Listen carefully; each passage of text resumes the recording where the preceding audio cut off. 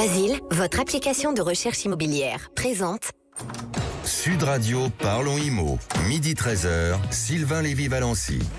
Eh bien, bonjour à toutes et à tous, bonjour la France, on est ravis d'être avec vous un peu partout sur Sud Radio, la radio qui parle vrai, c'est Parlons IMO, votre émission du samedi entre 12h et 13h. Bonjour à toute l'équipe qui m'accompagne tous les samedis, notre super Bérénice de Villefloriot qui est avec nous. Comment elle va, Bérénice, aujourd'hui? Eh bien ça va, vous savez pas ce qui m'est arrivé, Sylvain? Dites-moi tout. Ça fait 8 ans que je suis avec mon mari. Oui. Et aujourd'hui, j'avais oublié que c'était la Saint-Valentin. Je m'en suis rappelé en préparant l'émission tout à l'heure. Oui. C'est la première fois que j'oublie. Alors, vous savez à cause de quoi? vous dites-moi. Les enfants, la charge mentale. Voilà.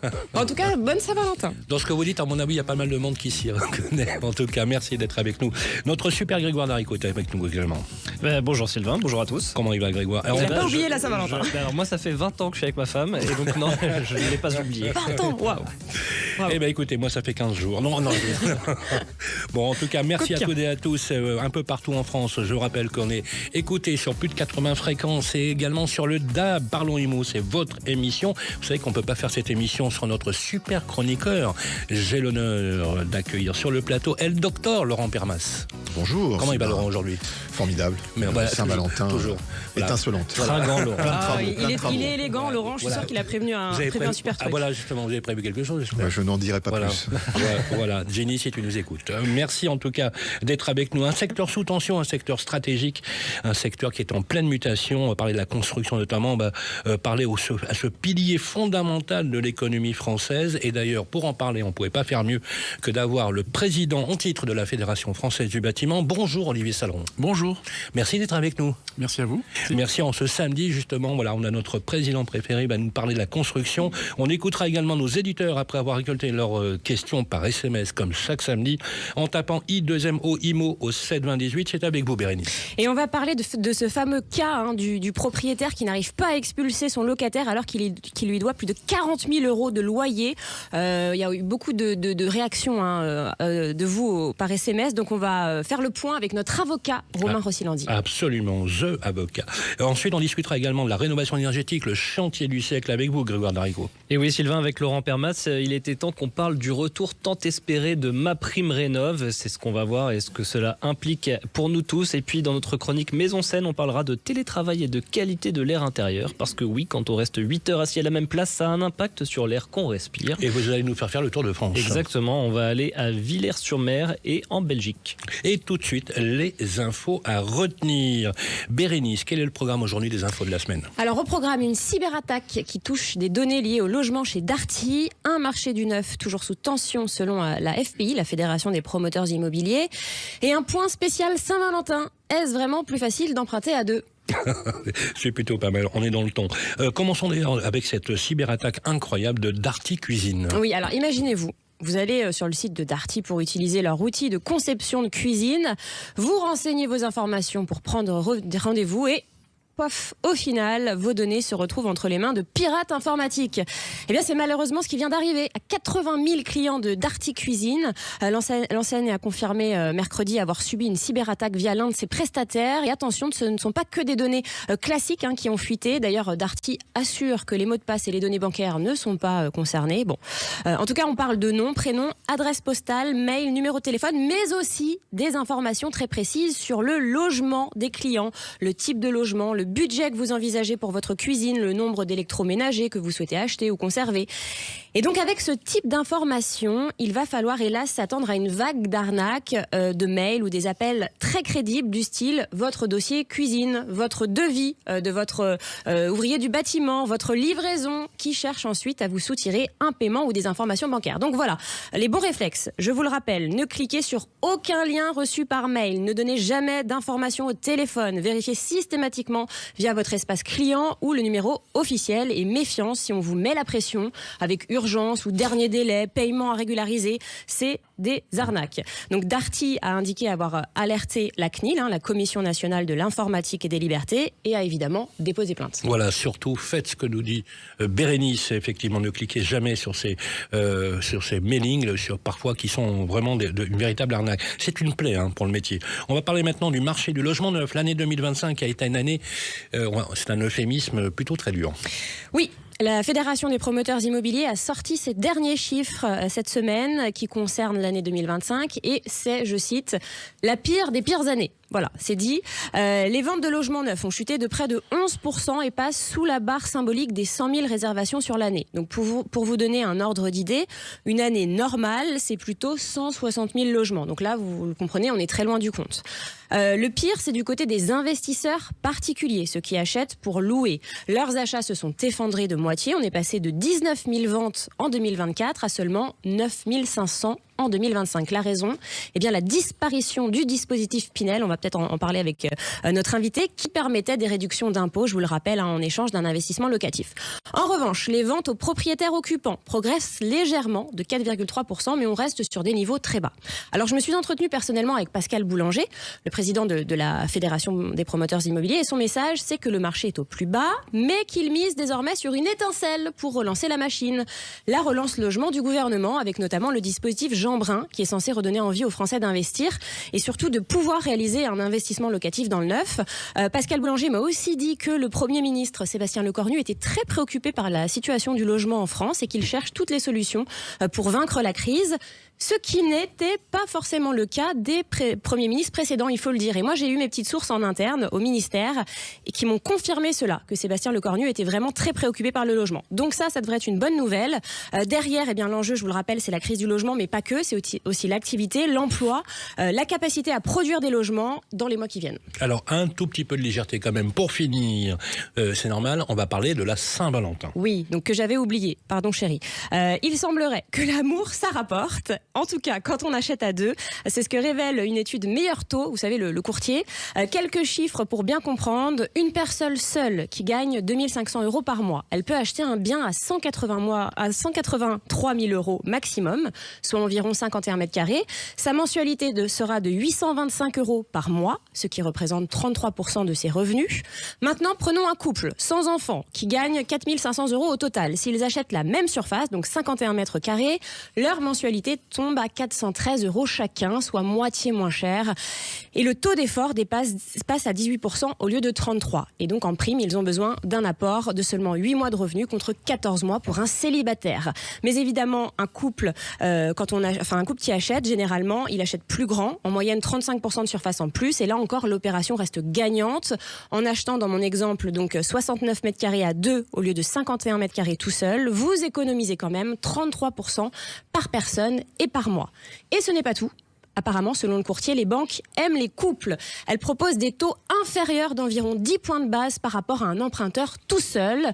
Et l'assurance emprunteur est 5 à 10% moins chère quand on souscrit à deux, sans compter qu'on peut répartir la couverture sur les deux têtes, ce qui fait économiser aussi plus de 50%. Donc voilà, si vous cherchez un argument ce soir pour convaincre votre moitié d'acheter ensemble, je viens de vous donner les chiffres, il n'y a plus qu'à lui communiquer, voilà, bonne chance. La solution pour relancer et la natalité et les mariages, et les mariages en France. Merci Bérénice. Et tout de suite, on va attaquer le chantier du siècle.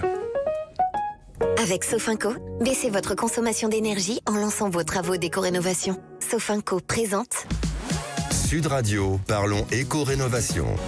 Vous êtes sur Sud Radio dans cette chronique avec justement l'éco-rénovation. Et c'est avec Grégoire Darico et notre docteur préféré, Laurent Permas.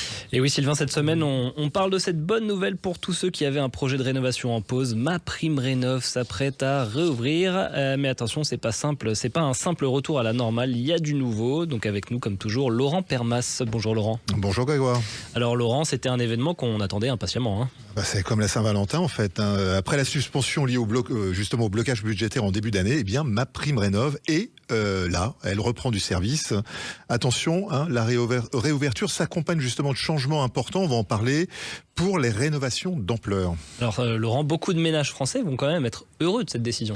Oui, puisque on parlait justement, l'ANA parlait de plus de 80 000 dossiers en attente, donc des propriétaires avaient tout préparé, le devis signé, les artisans trouvés, mais ne pouvaient toujours pas déposer en fait leur demande pendant cette suspension. Donc avec la réouverture très attendue, il y a autant de ménages que d'artisans qui sont contents. Concrètement, ça rouvre quand et pour qui ?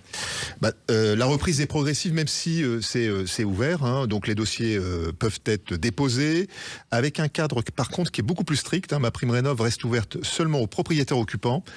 aux bailleurs, aux propriétaires bailleurs et aux copropriétés avec des règles un peu plus ajustées, notamment pour les rénovations globales, ce qui est plus impactant et elle permet justement de gagner plusieurs étiquettes de classe DPE. C'est là que réside en fait la vraie nouveauté. Exactement, c'est un rendez-vous, alors avec une nouveauté quand même forte, c'est le fameux rendez-vous obligatoire pour les rénovations d'ampleur. Avant de déposer votre dossier, vous devez passer par un accompagnateur agréé, c'est mon accompagnateur Rénov, le fameux MAR, qui n'a rien à voir avec le café. L'objectif est double, c'est lutter contre la fraude qui avait justement explosé ces dernières années et puis s'assurer que les travaux sont cohérents et surtout très efficaces. Pourquoi imposer ce rendez-vous ? Tout simplement parce qu'il y avait eu depuis plusieurs années des dérives, des faux artisans, alors surtout des travaux mal dimensionnés. En fait, le vrai sujet, c'est ça. C'est au-delà des dossiers incomplets, c'est des promesses d'économie d'énergie totalement totalement exagérées, pardon. Et des dossiers incomplets ? Et bien sûr, des dossiers qui sont incomplets, mais surtout, c'est les montants en fait qui changent. Les barèmes restent globalement proches, mais le message est clair. L'État veut privilégier justement des rénovations globales plutôt que des petits gestes isolés. Isoler un mur seul ou changer une chaudière devient moins stratégique. Et l'objectif est d'encourager les projets qui permettent de passer de classe DPE, voire plus. Vous l'avez dit, les montants changent. Très concrètement, ça donne quoi ? En fait, vous installez une pompe à chaleur dans une maison mal isolée, l'aide sera toujours possible, mais elle sera moins prioritaire et surtout beaucoup plus contrôlée. Ça, par contre, si cette pompe à chaleur s'inscrit dans un projet global, avec l'isolation des combles, des murs et un changement de chauffage, et que vous passez de F à D au DPE, là, vous êtes clairement dans la cible de 2026. Puis l'autre exemple, parfois changer un équipement un peu isolé, l'accompagnateur va vérifier que la pompe à chaleur est bien dimensionnée, ça c'est très important, que le logement est suffisamment isolé et que les économies annoncées sont réalistes. J'imagine qu'il va falloir s'attendre, Laurent, à quelques délais. Oui, avec des dizaines de milliers de dossiers en attente, les plateformes risquent d'être un peu saturées en ce début de février. Donc, conseil simple, on prépare ses devis, on vérifie que l'artisan est bien RGE et on anticipe le rendez-vous avec l'accompagnateur, le fameux MAR, auprès des espaces conseils France Rénov. Laurent, pour terminer, finalement, c'est une bonne nouvelle ou un nouveau parcours du combattant ? Non, c'est une bonne nouvelle parce que vous êtes accompagné, c'est plus exigeant, il y aura moins de fausses promesses, vous aurez des factures qui vont diminuer. Si vous avez un projet sérieux, c'est le moment d'agir. Et puis, justement, si vous comptiez uniquement vous faire accompagner pour un petit geste, il est peut-être justement important de repenser celui-ci avec une stratégie plus grande. Merci Laurent. Sud Radio, parlons éco-rénovation.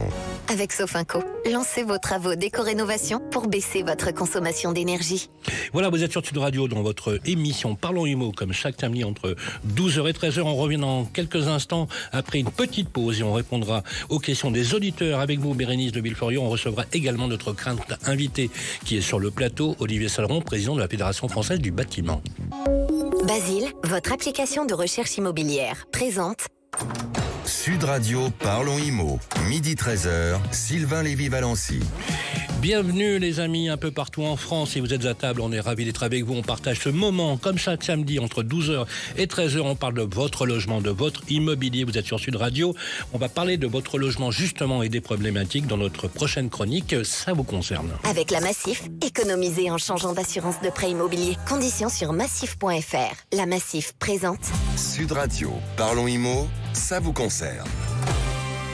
Et oui, les amis, ça vous concerne. Chaque semaine, nous recevons des appels, des SMS, justement, pour répondre à votre question. Et cette semaine, nous avons reçu un SMS sur, justement, les problématiques d'expulsion. Oui, même plusieurs SMS. On parle d'un cas qui a fait parler de lui dans la presse, puisque tous les médias quasiment en ont parlé. Je parle de ce propriétaire bailleur qui voit son locataire, qui ne paye plus et qui lui doit plus de 40 000 euros de loyer depuis plusieurs mois maintenant. Donc il est vraiment pas bien, le propriétaire. Et alors justement, c'est marrant parce qu'il y a notre avocat Romain Rossilandi qui est spécialisé justement en droit immobilier qui a réagi, que j'ai vu un de ses tweets sur X parce qu'il y a eu des mauvaises informations qui ont été dites notamment dans le 20h. Mon cher maître, vous êtes là je crois, bonjour.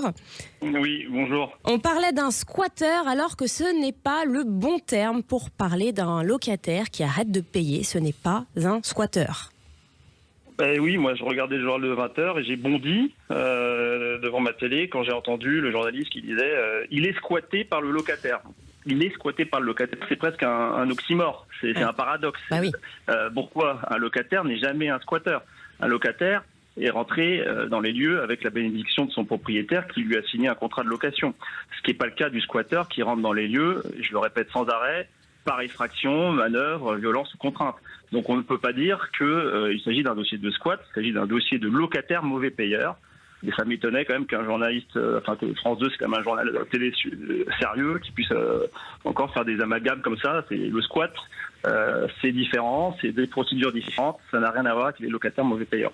Oui, donc il faut qu'ils en parlent à leurs journalistes quand même, hein, France 2. Bon, en tout cas, moi, ce qui m'a quand même stupéfaite, c'est que donc là, on a un locataire qui ne paye plus son loyer, et pourtant, le propriétaire a porté plainte et il a vu sa demande être refusée. Pourquoi? Le motif, c'est qu'il y avait un vice dans le bail. En fait, pourtant, il est passé par un professionnel, par une agence donc de gestion locative, et donc il y avait un vice dans le bail, c'est que le nom du propriétaire n'apparaissait pas sur le bail. Donc moi, j'ai une question quand même, et c'est la question qu'on se pose tous. Comment c'est possible, alors qu'on passe par un professionnel de l'immobilier, que ça arrive? Comment c'est possible? Et comment c'est possible que le jugement, les faits sont là, le locataire ne paye plus, pourquoi il n'est pas expulsé?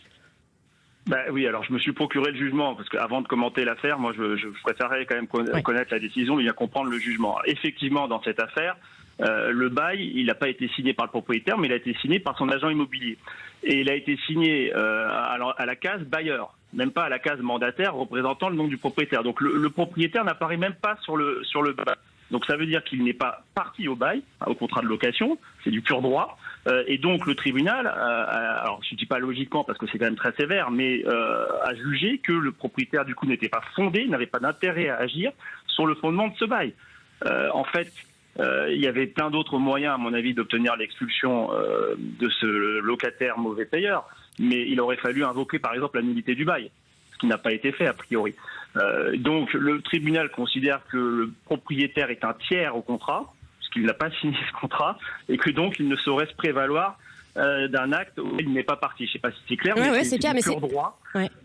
Et finalement, c'est un cas isolé, Bérénice. C'est pas, pour moi, il ne faut pas en tirer la conclusion de dire le système est mal fait. Vous voyez ce que je veux dire? C'est un cas isolé qui a été mal ficelé avec beaucoup d'incompétence de l'agent immobilier, un propriétaire qui n'a pas été vigilant parce que il a quand même un bail où son nom n'apparaît pas nulle part, et à mon avis un dossier qui a été mal ficelé quand même, il faut le dire, devant le tribunal. Mais on peut pas en tirer une conséquence en disant les juges sont laxistes, etc. Je crois pas. Je pense que ce dossier malheureusement a été mal ficelé. Donc c'est un cas exceptionnel selon vous? Ça arrive quand même rarement? Alors, d'être débouté, oui, parce que moi, je suis désolé, mais moi, des cas comme ça, j'en ai pas, je monte bien mes dossiers. Par contre, des cas où on a des 40 000 euros d'arriéré de loyer ou 50 000 euros d'arriéré de loyer, malheureusement, c'est fréquent, j'en ai souvent parlé sur votre antenne. La crise du logement, on la vit tous, on le sait très bien. Des dossiers d'expulsion avec des arriérés de loyer qui dépassent les milliers d'euros, malheureusement, ça, c'est monnaie courante. Et c'est vrai que c'est un drame pour les propriétaires parce que après, ils sont écœurés, dégoûtés. Et plus jamais ils vont réinvestir dans l'immobilier dans la location traditionnelle, c'est évident. Surtout que là, je tiens quand même à préciser, parce que parfois il y a des locataires qui ne peuvent plus payer, ça arrive aussi, qui ont des problèmes, des accidents de vie. Là, pour le coup, on le voit dans le reportage, le locataire lui envoie « Salut, ça va ?» Enfin, il se fiche de sa figure en plus, quoi. Donc c'est assez rageant de voir ça, en tout cas d'entendre ça. Merci beaucoup, maître. Et on retient aussi qu'il faut venir vous voir quand on a des soucis de ce genre. Merci à vous, à bientôt. Merci. Et on se retrouve avec notre invité tout de suite après. Sud Radio, Parlons Immo, ça vous concerne. Avec la Massif, changez votre assurance de prêt immobilier et économisez. Conditions sur massif.fr. Voilà, il est l'heure de retrouver notre invité qui est sur le plateau. On va parler bâtiment, logement avec vous, Olivier Saleron, président de la Fédération française du bâtiment. Merci d'être avec nous. Alors d'abord, très rapidement, la Fédération française du bâtiment, c'est un peu le vaisseau amiral de l'économie française. Rappelez-nous justement quelques chiffres assez vertigineux de cette organisation que vous présidez maintenant.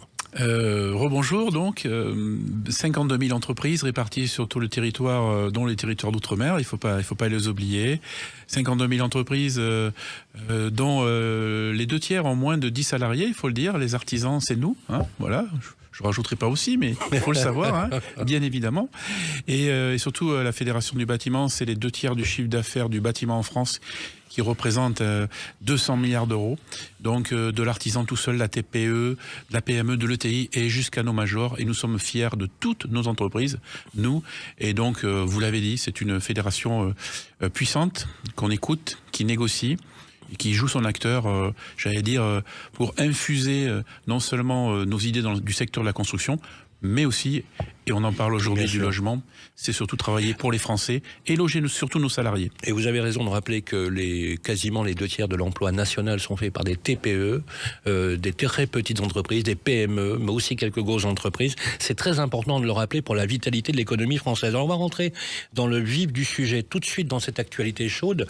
Alors il ne vous a pas échappé, mon cher Olivier, que MaPrimeRénov' redémarre. Il était temps, et avec une promulgation dans la loi de finances qui a été adoptée au forceps, on ne va pas revenir dessus, un dispositif d'aide à la rénovation énergétique. Je vais vous demander comment ça se traduit pour vous, mais on voit que les chiffres dont on n'était pas très sûr sont quasiment les mêmes que de 2025. On était sur une enveloppe à 3,5 milliards, on sera sur une enveloppe à 3,4 milliards, plus 200 millions d'euros, soit 3,6 milliards. Comment, concrètement, ça va se traduire pour vous et les entreprises que vous représentez? Alors personnellement, MaPrimeRénov', moi je l'ai vu naître en 2020 quand je suis arrivé aux affaires et élu président.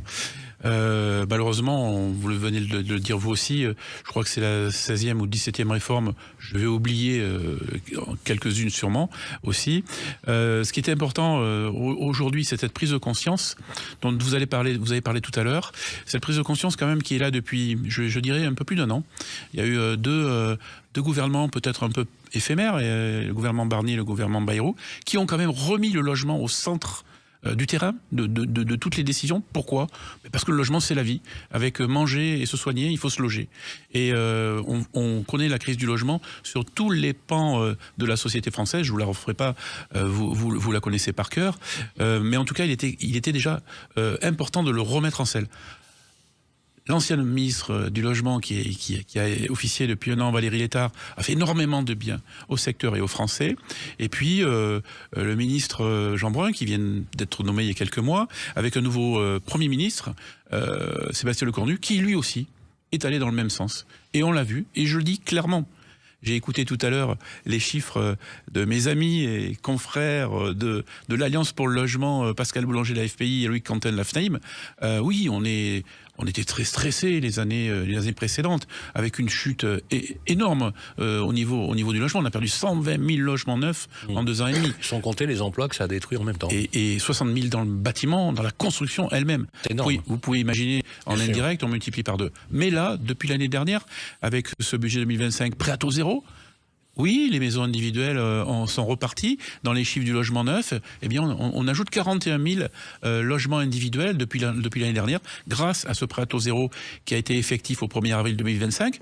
Et puis, des taux, il faut qu'ils restent bas, ces taux de l'immobilier. J'en appelle aussi beaucoup aux banquiers, parce qu'ils ont un rôle aussi très important à jouer avec nous, vu le coût de la construction.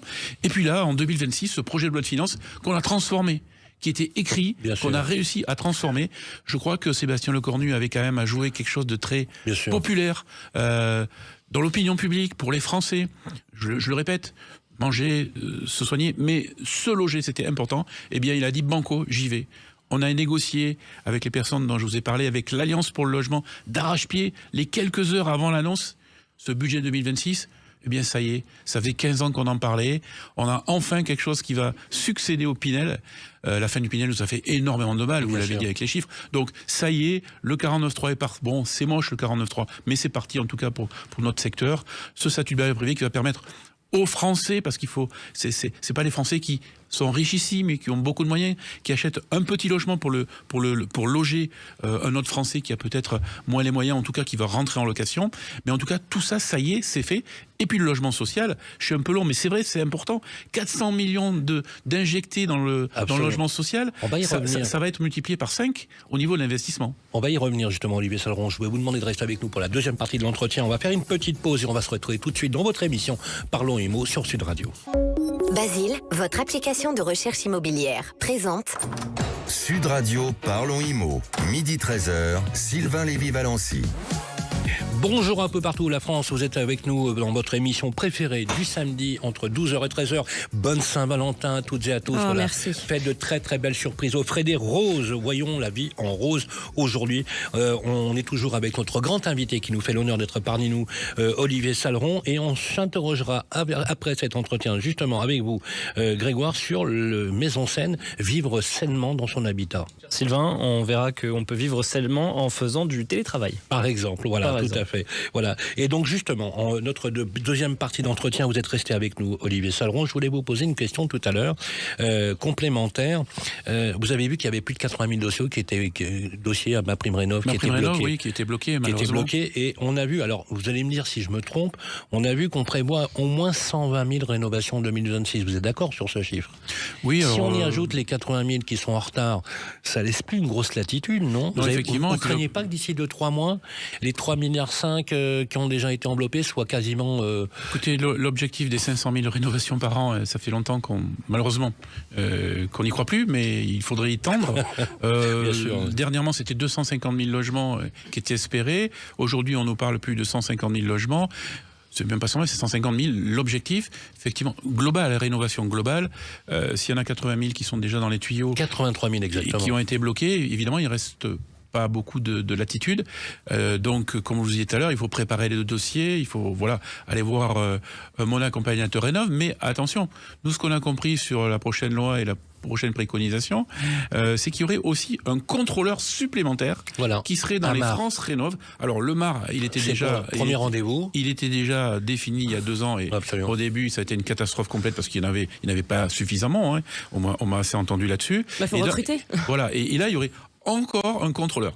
D'ailleurs, ce contrôleur-là, c'est ce qu'on demandait, nous au départ. C'est-à-dire qu'il y a un contrôleur local, ce qui existait dans beaucoup d'agglomérations, de communes qui avaient monté leurs cellules, qui conseiller nos concitoyens qui avaient besoin le plus d'aide. C'est-à-dire, je ne dis pas les personnes âgées, mais il y a beaucoup de gens qui venaient dans ces guichets et qui existent beaucoup sur le territoire. Encore, d'ailleurs, je félicite toutes les agglomérations de France qui ont monté ce service de proximité. Bien sûr. Parce que les MAR, on les a tout petit peu critiqués. 90% de la profession est très sérieuse. En revanche, il y a peut-être 5-10% de MAR qui étaient postés à Brest, qui faisaient des travaux à Nice, ou à Lille, ou à Strasbourg, avec 2 visites minimum par chantier, c'était impossible. Bien Donc sûr. il y avait de la triche. Voilà. Alors, justement, le gouvernement, vous l'avez dit tout à l'heure, on va accélérer sur ce point-là qui est très important, a annoncé avec le fameux dispositif Jean Brun. Je voudrais juste au passage qu'on rende justice à une ministre qu'on a tous très bien appréciée. Je pense qu'elle nous écoute, c'est Valérie Létard. Que j'ai cité. Et que vous avez cité très justement, et c'est normal, puisque le sillon dans lequel s'est engouffré le Vincent Jeanbrun, ce qui est très bien, et le sillon tracé, il faut le dire, par Valérie Létard. Dans ce plan, un levier très commenté dans ce dispositif, c'est celui qui est destiné à redonner envie aux Français justement d'accéder à la propriété, mais également on parle, alors j'ai beaucoup aimé cette phrase, l'équipe de France du logement, ça vous a plu justement? Ça m'a plu beaucoup, vous savez que en nous... présence du Premier ministre. Vous savez que nous, on avait créé l'équipe de France du BTP. Bon, Oui. on va pas demander la paternité de l'équipe de France du logement. C'est très très bien. Ce slogan, relançons le logement, relance le logement. Et puis, on a parlé de Valérie Létard, mais je crois aussi que Vincent Jeanbrun a eu le courage d'entraîner avec Absolument. lui le Premier ministre, force de persuasion, avec tous les acteurs de l'Alliance dont je vous ai parlé tout à l'heure. Il a été courageux, il a fait.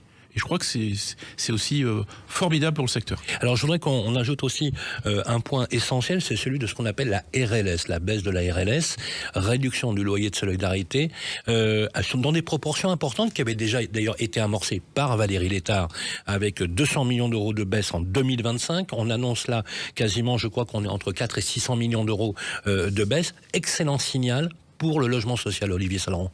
Bien sûr, alors tout simplement... Rappelez-nous d'abord, c'est quoi cette RLS? Il y a quelques années, donc 7-8 ans, le gouvernement, un des gouvernements d'Emmanuel Macron, avait décidé de ponctionner le logement social de 1,3 milliard dans ses réserves. Hein, pour compenser la baisse des APL. Hein. Voilà, mais bon, des aides pour logement. C'est très politique tout ça, mais Oui. finalement. Et donc depuis 2 ans, grâce à Valérie Létard, grâce à l'USH, l'Union Sociale Habitat, aussi, qui a bien milité avec nous, et d'ailleurs sur la RLS, cette année, eh bien, l'État ne ponctionnera que 900 millions d'euros, ce qui est déjà trop, hein, mais en tout cas, laisse 400 millions d'euros de plus dans les caisses de toutes les sociétés de logement social de France, ce qui veut dire que, eh bien, c'est un effet de levier. Avec cette somme-là, elle pourra emprunter 4 ou 5 fois plus. C'est pour ça que moi, je parle tranquillement de minimum 2 milliards d'euros de plus d'injectés dans les caisses, c'est-à-dire de chiffre d'affaires, pour rénover beaucoup les logements sociaux. Mais déjà, les logements sociaux, ils sont très bien rénovés. Et d'ailleurs, c'est mieux rénové que le privé, et on le sait bien. Mais aussi de construire des logements sociaux là où il y en a besoin. Bien parce sûr. qu'on parle de réindustrialisation. Voilà, il y a des projets nationaux très importants qui sont en cours. Eh bien, on parle souvent de ces produits, de cette construction, mais à côté, il faut des salariés de toutes sortes, de l'ouvrier jusqu'au cadre. Justement, parlons des salariés. Le dernier point sur les travaux, il faut bien les faire. Il faut des recrutements, il faut de l'apprentissage, il faut monter en compétences. Et donc, je me rappelle dans les interviews que vous avez fait précédemment, vous avez dit attention, on va perdre des compétences, on va perdre des savoirs, on va perdre de la technique. Et vous avez dit également, mot pour mot quasiment, quand il va falloir se réarmer entre guillemets, ça va être compliqué. Où est-ce qu'on en est à ce niveau-là? Est-ce que justement, avec ces bonnes nouvelles, il va falloir reconstituer une offre qui va vous permettre d'absorber tous les chantiers qui devraient arriver avec la rénovation énergétique? Vous avez donné tout à l'heure les chiffres catastrophiques du logement neuf. Je l'ai dit, 120 000 logements de moins en 2 ans et demi. Vous avez dit aussi que, oui, la prime rénov', même si, et ça c'est important, et je tiens à le dire, on garde les 3 milliards et quelques, donc le budget est le même. Finalement, il sera de toute manière réparti sur les entreprises, c'est sûr. Et tant mieux. Et sur les plus petites, d'ailleurs, c'est les plus petites en France, les défaillances d'entreprises, qui sont le plus nombreuses. Sur 14 000 défaillances d'entreprises du bâtiment l'année dernière, il y en a 11 000 qui ont moins de 5 salariés. Donc ça nous concerne, évidemment l'artisanat. Donc là-dessus, voilà, il faut développer tout ça. On a perdu 60 000 salariés depuis 2 ans à cause de toutes ces choses-là. C'est aussi des conséquences internationales, mais c'est surtout aussi des mauvaises décisions des gouvernements précédents, il faut le dire. Des mesures inappropriées pour le logement qui ont entraîné tout ça. Et là, avec les 2 dernières années, les 2 derniers budgets, le bâtiment étant en temps long, les premiers fruits, malheureusement, de décélération de licenciements vont se faire sentir là en milieu d'année. Et nous espérons en 2027, en 2028 et les années suivantes, avec ces mesures-là qu'il faut qu'ils soient pérennes, Ma prime rénov', pérenne, non instable, avec une stabilité, avec un budget stable, avec des règles qui ne changent pas. Le prêt à taux zéro qui est maintenu sur plusieurs années, le statut du bailleur privé qui est maintenu sur plusieurs années, le logement social aussi. Moi, je suis sûr et je vous le dis qu'on va recommencer à recruter d'une façon massive. Malheureusement pas en 2026, quoique ça va commencer à la fin de cette année-là, mais 2027 et les prochaines années, je vois vraiment une embellie pour le bâtiment. Et c'est pas parce que je dis ça en l'air. Nous avons des statisticiens qui sont basés sur des études réelles avec tous mes amis de l'Alliance pour le logement. Merci beaucoup Olivier Saleron. Restez avec nous. On a une grande question à vous poser en fin d'émission. Il est temps maintenant de parler de la qualité de l'air dans votre logement. Avec Murprotec, agissez contre l'humidité et prévenez les risques de l'habitat sur votre santé. Murprotec vous présente Sud Radio. Parlons Immo, Maison Saine. Avec vous, Grégoire Darico. Et oui, il est l'heure de notre chronique Maison Saine. Alors, depuis quelques années, le télétravail s'est installé durablement dans nos vies, mais une question mérite d'être posée. Et si l'air que vous respirez chez vous influençait directement votre concentration, votre créativité et même votre fatigue? Alors, pour en parler, je reçois Édouard David, responsable de l'engagement sociétal chez Murprotec. Bonjour Édouard. Bonjour Grégoire, ravi de vous retrouver. Et oui, quand on parle du télétravail, on mentionne beaucoup l'ergonomie du bureau, l'écran ou le siège, mais très peu l'environnement intérieur et notamment la qualité de l'air. Pourtant Édouard, il existe un terme assez parlant, c'est le syndrome des bâtiments malsains. De quoi s'agit-il ? Eh bien, le syndrome des bâtiments malsains, c'est un ensemble de symptômes liés à un environnement intérieur de mauvaise qualité. Et ça se traduit notamment par une fatigue persistante, des maux de tête, des irritations des yeux ou de la gorge, des difficultés de concentration, voire même une baisse de motivation ou de créativité. Et ces symptômes disparaissent souvent quand on quitte le lieu concerné. Et c'est pas juste une mauvaise nuit, ou un simple coup de fatigue. Non, ce n'est pas simplement une mauvaise nuit ou un petit coup de fatigue. Beaucoup de personnes le pensent, mais en réalité, l'air intérieur peut être chargé en humidité, en moisissure ou en polluants invisibles qui impactent directement la qualité du sommeil et la santé. Par exemple, un taux de CO2 trop élevé peut diminuer les capacités cognitives et la concentration. Et vous dites que le télétravail aggrave ce phénomène ? Oui, parce qu'on passe 8 à 10 heures par jour dans la même pièce, souvent sans ouvrir les fenêtres, surtout en hiver. Dans un logement mal ventilé, le CO2 augmente rapidement, l'air devient lourd et on se sent moins efficace, sans forcément comprendre pourquoi. Alors justement, quels sont les signaux d'alerte quand on travaille chez soi ? Quelques indicateurs simples, Grégoire: sensation de somnolence en début d'après-midi, mal de tête régulier en fin de journée, impression d'air étouffant ou besoin d'aller prendre l'air pour se sentir mieux. Si ces symptômes reviennent régulièrement, il faut suspecter un problème de qualité de l'air. Et Edouard, quels sont les bons réflexes pour préserver sa performance au travail à domicile ? Eh bien, voici des gestes simples mais efficaces. Aérer 5 à 10 minutes toutes les 2 à 3 heures. Vérifier le taux d'humidité, idéalement compris entre 45 et 55%. Éviter d'installer son bureau contre un mur froid ou un mur humide. Entretenir la VMC si le logement en est équipé. Éviter les sprays parfumés ou les bougies parfumées pendant les heures de travail. Et être attentif à son logement, bien évidemment, parce qu'un air sain, c'est un cerveau plus performant. Donc Edouard, si je vous écoute, en résumé, travailler chez soi, oui, mais pas dans n'importe quel air. Exactement. La qualité de l'air intérieur influence directement notre santé, notre énergie et même notre efficacité professionnelle, c'est prouvé. Et dans un monde où la performance est essentielle, il serait dommage de la compromettre à cause d'un logement trop humide ou d'un problème invisible dans nos murs. Merci beaucoup Edouard David pour ces conseils précieux, et à vous tous qui nous écoutez, avant votre prochaine réunion en visio, pensez à ouvrir la fenêtre. On se retrouve la semaine prochaine sur Sud Radio. Sud Radio. Parlons IMO, Maison Saine. Avec Murprotec, agissez contre l'humidité et prévenez les risques de l'habitat sur votre santé. Merci Grégoire Darico, merci également à Edouard David. Une nouvelle pause, on va se retrouver juste après pour la dernière partie de notre émission. Au programme, le Tour de France des biens coups de cœur de la rédaction et la grande question de la semaine. Basile, votre application de recherche immobilière, présente Sud Radio, Parlons IMO, midi 13h, Sylvain Lévy-Valency. Bonjour les amis, n'oubliez pas, nous sommes le 14 février et vous fêtez la Saint-Valentin. Voilà les couples, n'oubliez pas, allez acheter des fleurs pour ceux qui ont oublié. C'est pas comme certains sur le plateau justement qui ont oublié que c'était la Saint-Valentin. Voilà, faites ce qu'il faut, bien évidemment. On est ravis d'être avec vous, on partage ce moment entre midi et 13h comme tous les samedis sur Sud Radio, la radio qui parle vrai et surtout la radio qui parle de votre logement et de votre immobilier. Voilà, on va parler maintenant justement de votre maison, de vos coups de cœur. On fait le tour de France tous les 15 jours avec la rédaction. On va voir les grandes villes. C'est avec vous, Grégoire Darico. Oui, Sylvain, pour ce premier bien, direction Villers-sur-Mer pour notre premier bien de la semaine. Nous sommes dans une petite commune balnéaire et touristique au bord de la Manche, à 45 km de Caen, 70 km du Havre, entre Deauville et Houlgat. Alors là-bas, je vous ai trouvé un petit 2 pièces de 49 mètres carrés avec vue mer. C'est pour vous, Sylvain, un bel appartement lumineux avec vue panoramique. Il est situé au 4e et dernier étage d'une résidence calme avec ascenseur. C'est un appartement récemment rénové qui comprend 3 pièces et offre un cadre de vie privilégié grâce notamment à sa triple exposition et ses larges baies vitrées qui garantissent une belle visibilité. Notre appartement comprend un espace de vie de 20 mètres carrés avec cuisine intégrée et équipée.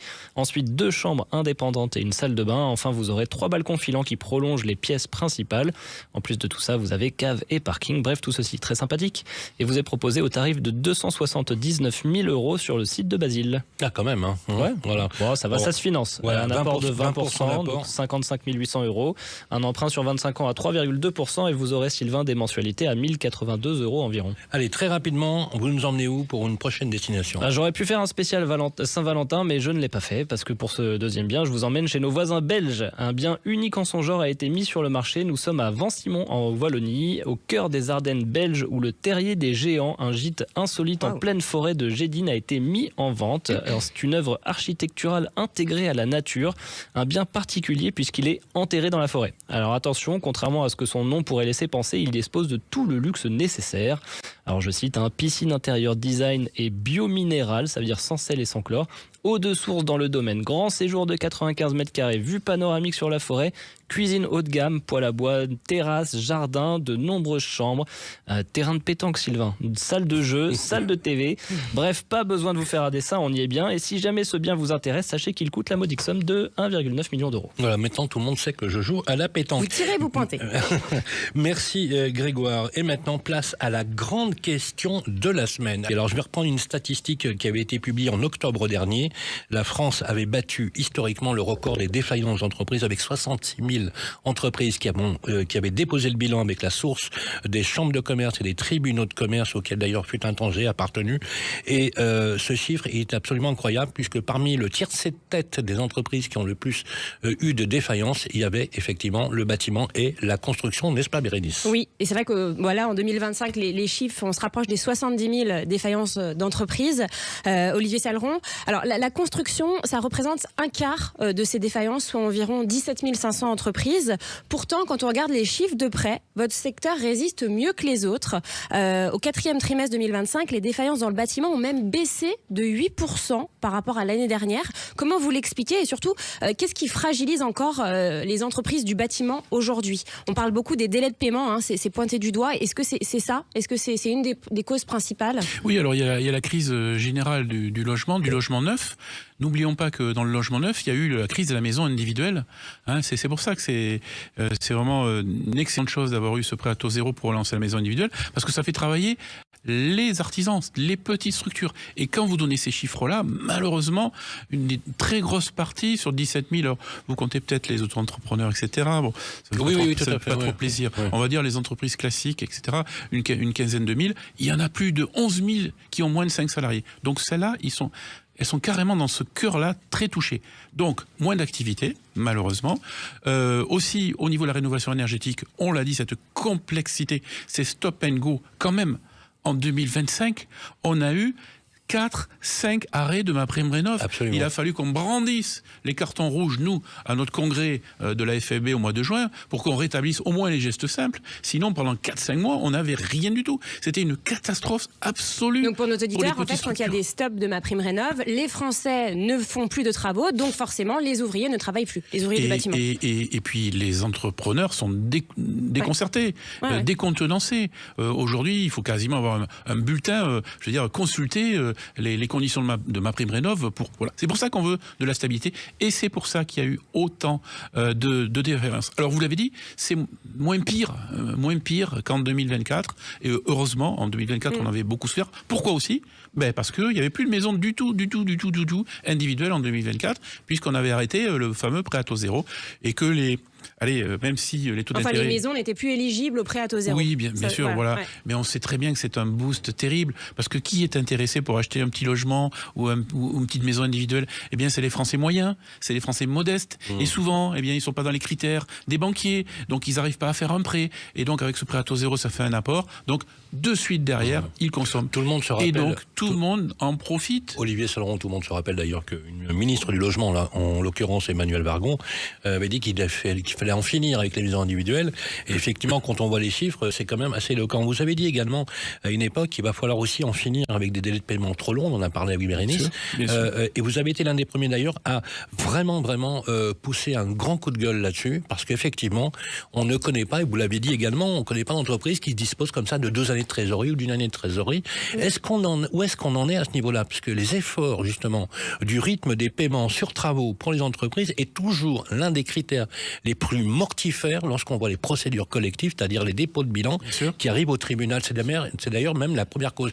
En fait, on peut claquer en bonne santé, quoi. Oui, on peut claquer en bonne santé. C'est des crises de croissance aussi. C'est la première cause. Alors c'est vraiment la première cause de défaillance ? Oui, aujourd'hui, oui, bien sûr. Alors, on peut aussi, parce qu'on n'a pas d'activité. Les problématiques de trésorerie. Les trésoreries sont exsangues, mais aussi quand on reprend l'activité. Et c'est là que c'est dangereux les années prochaines. Parce que vous avez une crise de croissance, on investit, on paye bien nos salariés. Il faut le dire aussi. Et la part de chiffres du paiement des salaires dans le bâtiment, c'est entre 40 et 50%. Donc c'est très très bien. Et il faut que ça continue. On a des salaires plus élevés que beaucoup de secteurs. On est au 7-8e rang. Donc c'est très très bien. Et vous recrutez là-dessus. Et on recrute beaucoup. Mais voilà, ces problèmes de trésorerie, et le pire pour nous, c'est qu'on a toutes les armes législatives pour se faire payer dans les temps. Le paiement d'un particulier, c'est au comptant. Le paiement de toutes les collectivités territoriales, c'est entre les meilleurs 23 jours et 30 ou 40 jours. Ou 45 jours maximum, voilà. absolument. Mais On n'arrive pas. C'est appliqué ou pas? Eh bien non. C'est Eh pas bien appliqué. non, on le voit Est-ce qu'il y a des dans les mesures? chiffres, on le voit pas. Est-ce que vous, en tant que président de la première organisation patronale française, vous arrivez avec des moyens de coercition à faire bouger les lignes au niveau légal? Parce que ce qui est paradoxal, et pour les Français c'est difficile à comprendre, c'est que la loi est là. Ils n'ont pas le droit de prolonger ou de proroger des paiements. On a interrogé quelques entreprises qui se retrouvent avec des encours, ce qu'on appelle des trésoreries dehors, de plus de 90 jours. C'est pas tenable. Je vous dis, toute la législation est faite pour ça. Le truc, c'est qu'on est devenu au name and shame. Et effectivement, les collectivités locales n'aiment pas ça, les conseils régionaux, les conseils départementaux, l'État. Et attention, n'oublions pas aussi, malheureusement, on les a assez soutenus, l'ANA, qui est le trésorier payeur, entre guillemets, de toute MaPrimeRénov'. Donc c'est quand on voit les nationale de retards, l'habitat, l'ANA. et donc on a coulé des boîtes, on a parlé de chiffres tout à l'heure, et des plus petites, parce que l'ANA n'a pas payé dans les bons temps. Pourquoi? Parce qu'il y a eu des stop and go, parce qu'on ne sait plus. De MaPrimeRénov', l'ANA n'a pas payé MaPrimeRénov'. Donc c'est clair, tout le monde le sait, il y a des petites boîtes qui attendent 20 000, 30 000, 40 000, 50 000 et plus, avec des retards de plus de 6 mois, ce qui est scandaleux. Olivier Salleron, moi je passerais bien 1 heure de plus avec vous, mais il va falloir nous quitter. Si vous deviez dire un mot à l'adresse du gouvernement et des pouvoirs publics, ça serait lequel? Un mot. Un mot. Continuons à travailler ensemble comme on le fait depuis quelques semaines, parce que c'est bankable pour tout le monde, c'est gagnant pour la France et le logement des Français. Bankable pour la France, c'est pas mal. Signé Olivier Salleron, président de la Fédération française du bâtiment. Merci Olivier d'être venu. On ce samedi 14 février, c'est la Saint-Valentin. Bonjour à tous et faites plaisir à vos conjoints ce soir. Prenez soin de vous, on va se retrouver la semaine prochaine entre 12h et 13h sur Sud Radio, et nous sommes d'ailleurs également rediffusés, comme c'est l'usage, tous les mardis à midi sur Radio Imo. Belle semaine à tous et surtout, belle Saint-Valentin. Sud Radio, parlons Imo. Sylvain Lévy-Valency. Avec Basile, votre application de recherche immobilière.